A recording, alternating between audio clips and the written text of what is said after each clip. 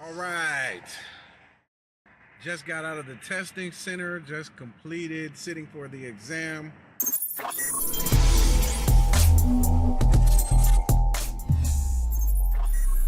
What's going on, Tech Fam? Welcome back to the Gadget Tools Unlimited YouTube channel. I'm your host, Warnerbell, and today I am sitting for the AWS Solutions Architect Associate Certification SAA-C02 at a Pearson View Testing Center this afternoon. I'll be bringing y'all along with me so y'all can get a glimpse of that experience.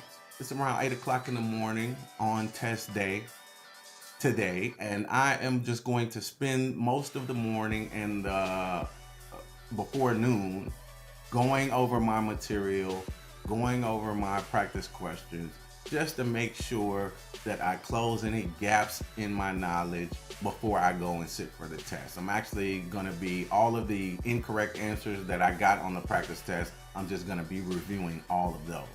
Now, as far as the certification exam goes, I started studying for this exam on September 1st of this year. So that's going to put it just about at 4 months. I really didn't set a hard time on how long I would study for this exam before I sat for the test, but I did want to make sure that I learned the material as much as possible. So I just took my time. I didn't set any hard limits on it. I actually scheduled my exam last week sometime, Wednesday or Thursday. And so that really put the pressure on for the last week to make sure I got everything that I thought I was deficient in up to par. And I'm not sure if I'm gonna pass this exam. I'm hopeful. I think I'm prepared, but we gonna see, right? So I take the exam this afternoon at around 3. I'm gonna drive over to the testing center. I'm gonna carry y'all with me. We're gonna be on the mobile, and we're gonna see my little preparation and my little ritual before I go in and take the test and go into the testing center. All right, Tech Fam. It's almost time to get to the testing center. I have been reviewing test questions and study material all morning, and I believe I'm as ready as I'm ever gonna be. So let's get up out of here. Get ready to get up out of here. We're gonna hop in the car, head over to the testing center, bring you along for the ride. All right.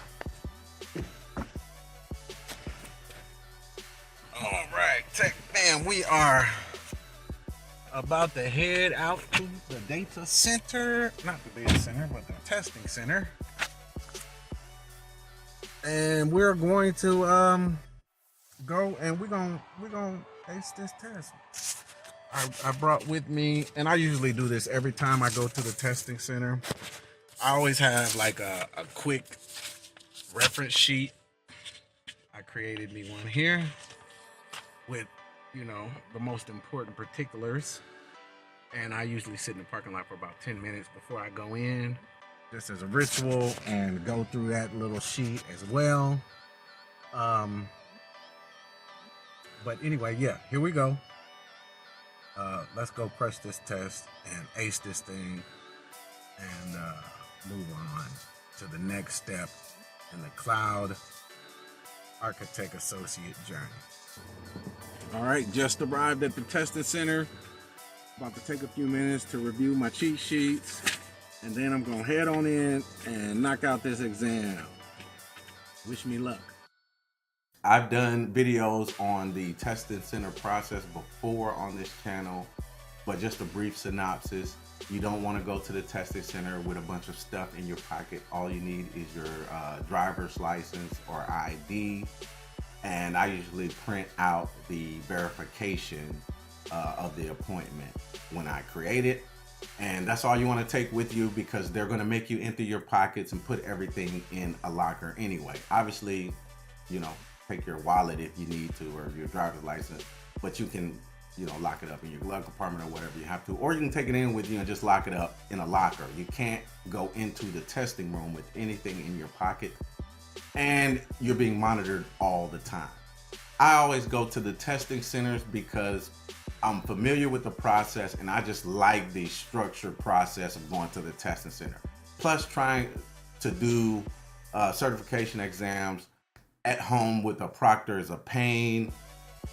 They got so many stipulations because they want to make sure you ain't cheating. You can only have one screen. You got to show them your room. It's got to be quiet. Nobody can come in the room. And, it's just a big to do. So I always just go to the testing center. It's already set up. You just walk in. They already have a computer ready for you. You sit down in front of the computer and start taking the test.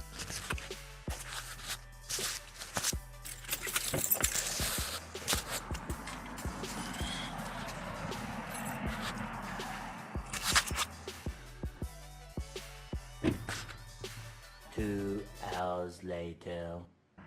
All right. Just got out of the testing center, just completed, sitting for the exam. Tech fam, your boy passed that thing. Now, after you go through the exam questions and you get to the end of the test, after you take their survey, they tell you right then and there whether or not you pass. But all they say is pass or fail. They don't tell you what your score was, what you got right, what you missed, right? And the printout, some certification exams will give you a printout right then and there and tell you what areas you missed and so on. But this one didn't do it. All they gave me was this little printout that says what exam I took and that my results will be ready in 5 days. But the exam itself told me I passed it, so I'm happy I passed it. Took me 4 months to study for this thing. One thing I can say though is the study material practice questions was harder than the actual damn test practice questions. I started seeing the questions on the exam. I was like, these seem kind of easy. But I took practice tests all the way up until, 30 minutes until I came up here. And them practice question tests is hard, fam. They hard. But I guess that's a good thing because it prepared me for these. And once I start going through the questions here and saw, that I was able to answer them fairly quickly, it kind of relaxed me a little bit because I was nervous, man. I thought I'm like, man, this is going to be a hard test. And I wasn't sure if I was going to pass it or not. But I passed that thing, so we're going to keep it right on moving. So let me say some more about the test while it's still fresh in my mind. There was quite a few what is the best solution cost-wise questions. There was definitely a Kubernetes question or two on there.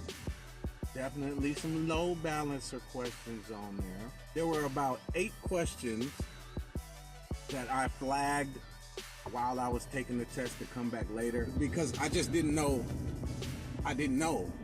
I knew, but I didn't know, right? When they ask you a question, they'll give you like 4 choices. 2 of the choices will be instantly wrong. You'll know it immediately, like, heck no, this ain't it, right? But then the last 2 you gotta choose from are so similar. If you don't read the question like 3 times slowly, one word will trip you up and you'll get the answer wrong off of one word. That's how similar they are. And I even had a question where both of them was right, but one of them had one word that made it more right than the other. So there are some tricky questions on it. Now, if you get your hands on the sample test bank from AWS, those questions are really close to what the questions on the test are worded like and feel like, the feeling of them. Real close. I saw videos of people say how to pass a solutions architect test in a month. I'm like, ain't no way, boy. Ain't no way. I don't know how they did that. And if they ain't using that material right now, I can guarantee you they couldn't pass it right now. I did a lot of labs. I got an AWS account. And, you know, I did a lot of labbing for this exam. And I even created some YouTube videos that I walk, you know, people through some of the foundational stuff on how to set your lab up and how to go through your lab so you can have an environment to play around in. And I'm going to continue making those videos as I build my skills up more and more. I'm going to have all those labs. I'm trying to build all kinds. You know, I really want to build some new architecture that ain't nobody thought of or using, that'll be something of my own creation. That's what I want to do. But yeah, I done made it to the U-dig. And I'm gonna get out the vehicle and go on in, and I will finish this up on the inside the lab. All right, back in the lab. Now let's talk about my study process, the materials I used, and you know how long it took me to go through the material and prepare myself for this exam. Let's get right into that, shall we?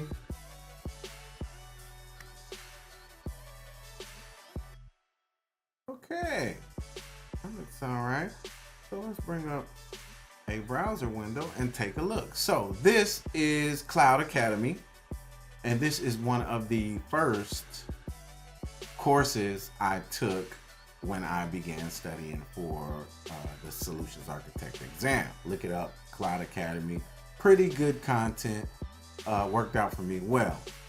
The next thing was AWS is free training. All you have to do is go on to AWS, create an account, and then look for the AWS Skills Builder, right? They have online free courses that you can just sign up for and take.